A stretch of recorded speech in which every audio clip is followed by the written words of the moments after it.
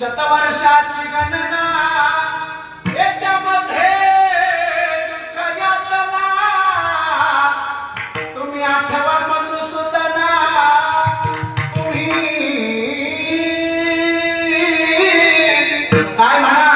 वासुदेव वासुदेव म्हणा आणि असं म्हणा का नरदेह दुर्लभ आहे आज मिळालाय परत मिळेल याची शाश्वती नाहीये मग आताच या जन्माची सार्थकता करून घ्या विठ्ठल विठ्ठल